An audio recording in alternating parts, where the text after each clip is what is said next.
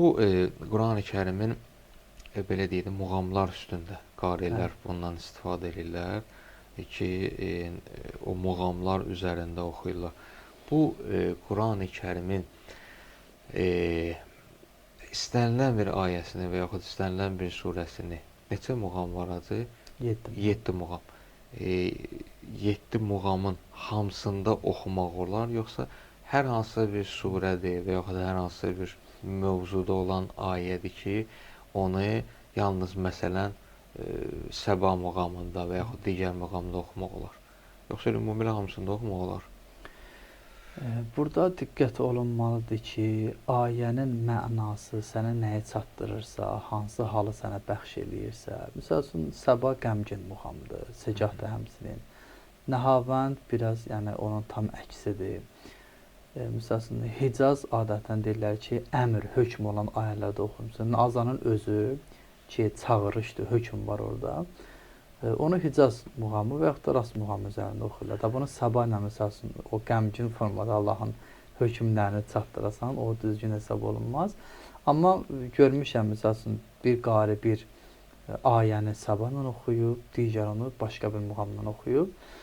O da yəni sən hansı halla onu çatdırmaq istəyirsən, sənə hansı təsiri bağışlayır, o da mühüm məsələdir. Bir dənə vacib məsələ var, mən istəyirəm ona da işarə eləyim. Qurani Kərimin avazla oxunması, məqam deyirlər, yəni bizdə muğam kimi ifadə olunur. Qurani Kərim muğamla oxunması, gələ bu məsələyə diqqət eləyək ki, biz o məqamları ayəyə uyğun oxuyaq.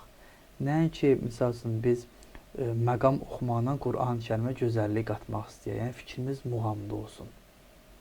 Bəzən bunu görürsən ki, hətta bizim böyük alimlərimiz də bu məsələyə işarə edirlər ki, bəzən biri, misal üçün, cəhənnəm ayəsini oxuyur, o ilə təşviq eləyəndə ki, Allahümmə yəzidək. Varaq, məsələn, Allah sənin üçün artırsın. Bu, avazının təsirindədir ki, Allah sənin üçün artırsın. Bu da cəhənnəm ayəsini oxuyurmuş həmin vaxtı.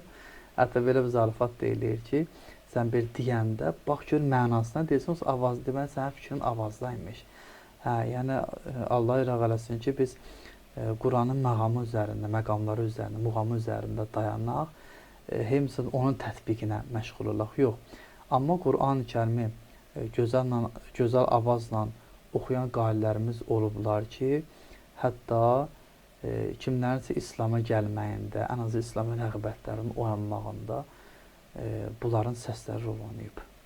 Deməli, əsas hədəf hər hansı bir mövzuda olan ayənin çatdırılmasına görə avazın belə də ona uyğun tənzimlənməsi. Ona uyğun tənzimlənməsi.